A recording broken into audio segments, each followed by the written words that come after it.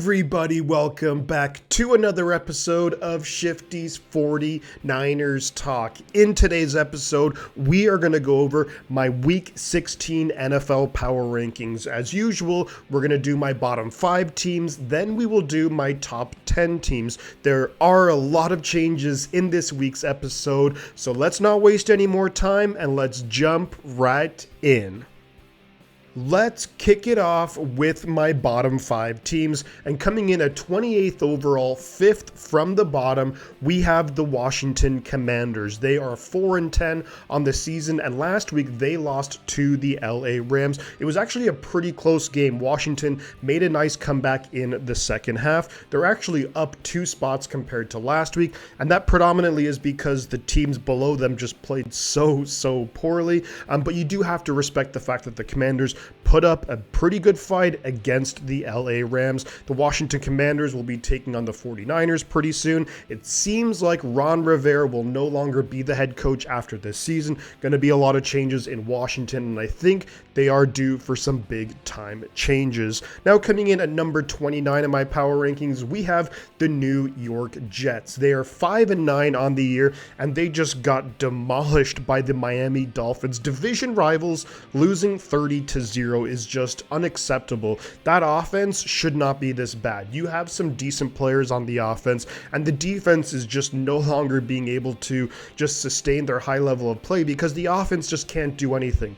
I believe they are one of the worst, if not the worst, third down offense in the last 50 years, which is just insane, and it puts so much pressure on the defense. The big question for the Jets is in the offseason will be, does Robert Saleh stay? Does Joe Douglas stay? Are they going to make any big changes? It sounds like Aaron Rodgers doesn't want those changes. He likes the coaching staff as is, but it's one of those really tricky situations where you got to make Aaron Rodgers happy, but is there a better option that you can go with, whether it's at the coaching staff, general manager, or both?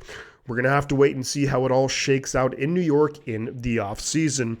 And now coming in at number 30 in my power rankings, 3-11 on the year, we have the New England Patriots. They just lost to the Kansas City Chiefs. They kept up pretty close with them. Final score 27-17. Sounds like Bill Belichick will be on the way out in New England, which is just an end of a crazy era with so much success. A lot of it and pretty much all of it with Tom Brady.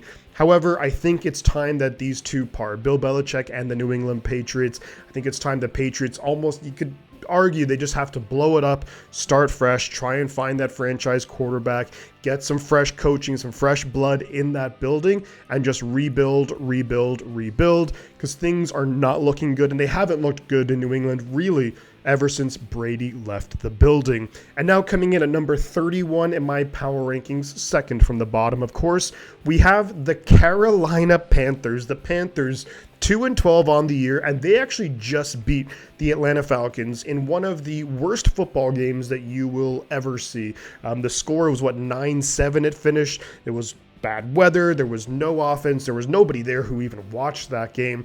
But good job and kudos to the Carolina Panthers for getting their second win of the season. That might be a little bit of confidence building for Bryce Young. If he can get another win or two to round out the season, then try and get a huge influx of talent in the offseason, find a nice, good young coaching staff to really just propel Bryce Young to the next level, to really raise the level of the defense. I think they could keep Ejiro Evero, who I believe is their defensive coordinator, keep him around, get an offensive head coach, go from there, and also, similar to New England, you got to rebuild. And coming in at number 32 in my power rankings, 5-9 on the year, we have the LA Chargers. Worst team in the NFL in my books right now. They just lost to the Las Vegas Raiders, They gave up 63 points to Aiden O'Connell and just a not good Raiders team. Things are terrible in LA with the Chargers. Brandon Staley's been fired. I think that move was long overdue. They have so many good players on that roster, and it seemed like they always underperformed, whether it was just missing the playoffs or when they get into the playoffs, they blew a 21-point lead. Just not good enough. They need a lot of new things to happen in there.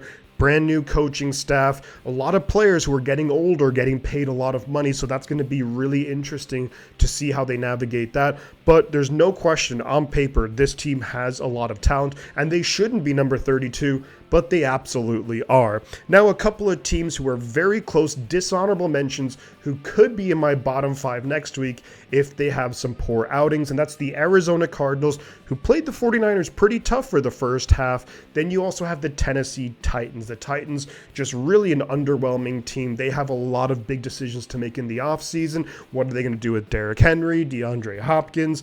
Is Will Levis their guy moving forward? A lot of questions to be answered there, and that remains to be seen. But there you have it, guys, my bottom 5 teams. And coming up next, we have my top 10 teams in the NFL heading into Week 16.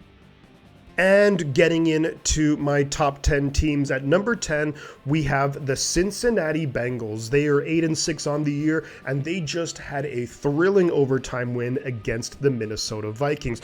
Browning, the quarterback, he's looked really, really solid. Of course, it helps when you have all those weapons, Jamar Chase, T. Higgins, Tyler Boyd, Joe Mixon, but let's give credit where it's due. Browning has played really, really solid, filling in for the injured Joe Burrow. The defense has also played quite well too, and the Bengals' 3-game win streak, are they heating up at the right time? Can Browning lead this team into the playoffs and maybe have an upset or two? I think one of those things where he's kind of playing with house money. I believe, when he had to take over for Joe Burrow, no one was really expecting anything, and he's just slinging the ball. That touchdown throw to T. Higgins and the play by T. Higgins was absolutely phenomenal. The Bengals could be a sneaky contender come January. And at number 9 in my power rankings, we have the Kansas City Chiefs. They are 9-5 on the year. They just had a nice win over the New England Patriots. Now, the Patriots are not a good team, and things didn't always look smooth in that victory. Mahomes, a couple of interceptions. He clearly wasn't happy with Kadarius Toney on one of those plays, but the defense is still doing its thing. It's among the NFL's best, which is always a good thing when you have a guy like Mahomes who could still make plays out of nothing. Travis Kelce is still arguably the best receiving tight end in the game, and if they can just muster up enough offense where the receivers can get open, make things happen, then the Kansas City Chiefs are going to be a tough out. They're likely to have at least one home game in the playoffs, maybe 2. We'll have to wait and see how it all shakes out.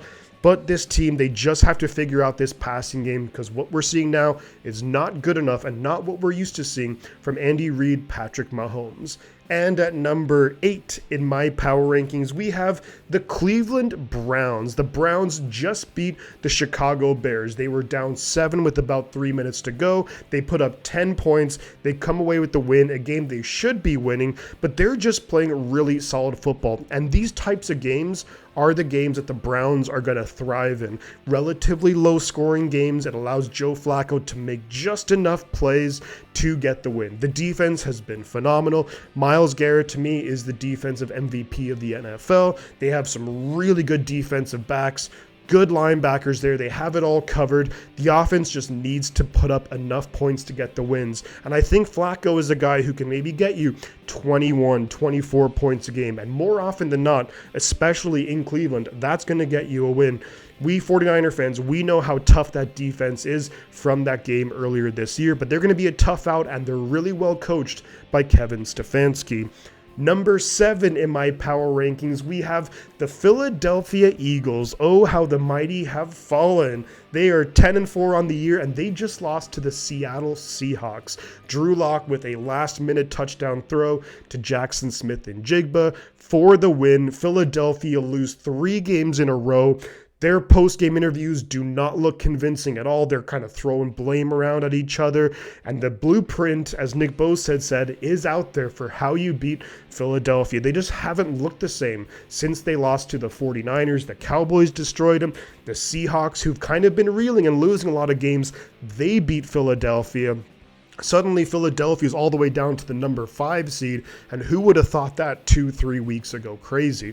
And at number 6 in my power rankings, we have the Dallas Cowboys, and they are 10-4 on the year as well. And the Dallas Cowboys got destroyed by the Buffalo Bills. Now, you might argue that the Buffalo Bills are arguably the hottest team in the NFL, but to get absolutely blown out by them, if you look at some of Dak Prescott's stats at halftime, they were miserable, like 30 passing yards, an interception, and he's an MVP candidate. Certainly did not look the case on Sunday against the Buffalo Bills. The Dallas Cowboys just completely fell apart, and that's one of their big critiques of them all year long.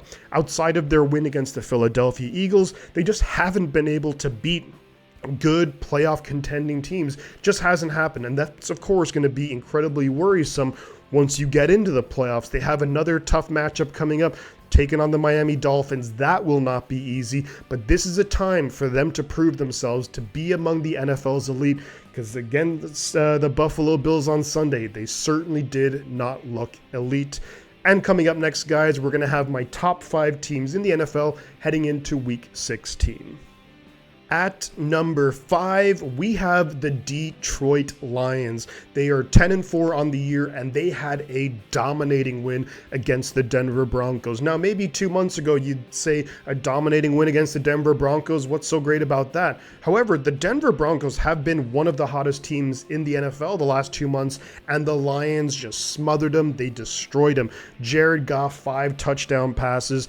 The Lions offense looking like what we expected it to look like, what it has looked like earlier in the year. The defense isn't playing too badly either, only giving up 17 points, and you got Sean Payton yelling at Russell Wilson on the sideline. But back to the Lions. When this offense clicks, they can put up points, and they can put up points in a hurry. The big thing is trying to get that consistency out of Jared Goff. Not an easy thing to do. There is a reason why the Rams traded him away. I think Goff is a good quarterback, but can you get that consistent level of play, especially when you're going up against the top teams in the NFL? And that's going to be the big question the Lions are going to have to answer come playoff time in January. Dan Campbell's going to have them fired up, but will they be able to execute? That's the question to be answered. And now at number 4 in my power rankings, we have the Buffalo Bills, who were 8-6 on the year, and they just beat, that's an understatement, they just destroyed, dominated the Dallas Cowboys. The Cowboys,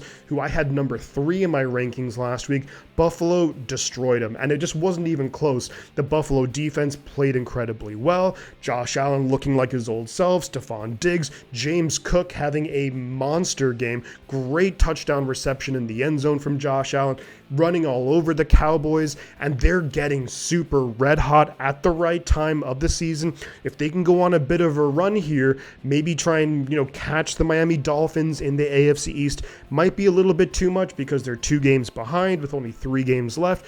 But you never know what can happen in the NFL. Anything can happen. But I think the Buffalo Bills are going to be one of the biggest, toughest outs when it comes to January. Josh Allen, who's playing really well, the defense playing really well.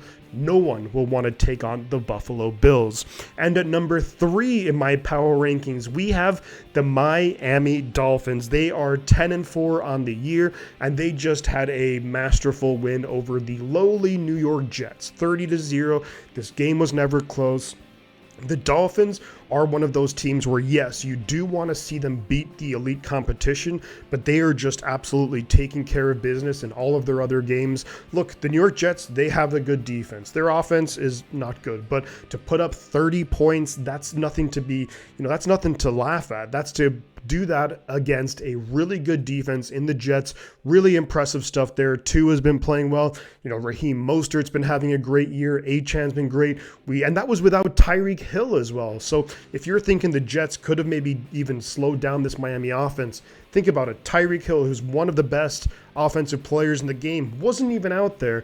So that just shows you how good this Miami offense is when it's clicking and when it's firing on all cylinders. They're a good team. They just need to beat another elite team for me to be totally convinced. At number 2 in my rankings, we have the Baltimore Ravens. They are 11-3 on the year, and they had a nice win over the Jacksonville Jaguars. Now, I think the score was a little bit inflated. It ended 20-7. The Jaguars really threw away a number of scoring opportunities, especially especially in the first half. They missed 2 field goals. Sure, they were both from 50 plus, but you think you probably hit one of them. Then the Jaguars have that drive before the end of the half. They get down to the Baltimore 5, but they don't score any points because they run out of time. But at the end of the day, look, Baltimore is taking care of business.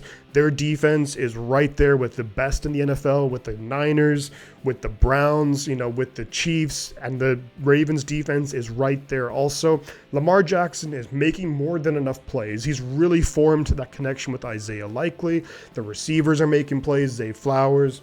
You got Odell Beckham, you got Bateman, so they're really coming into their own. They lost another running back, which seems to be almost a weekly occurrence in Baltimore, but the Baltimore Ravens are playing really good football, and they have a big-time matchup on Christmas Day, Monday Night Football, and that's going to be against, the number 1 team in my power rankings, which are the San Francisco 49ers. Now, when you looked at the Niners, that game against the Arizona Cardinals, the first half, it was touch and go for a little while, but the Niners were ahead 21-13 at halftime. The Niners just absolutely dominated in the second half. You look at the final score, you see 45-29, and that looks relatively close. But the score at one point, it was 45-22, and then we took out all of our starters. We played that prevent defense, gave up 7 points pretty much at the end of the game. Not great, but it is what it is. Really, the Niners, the second half, dominated. McCaffrey, 3 touchdowns. Debo's looking great.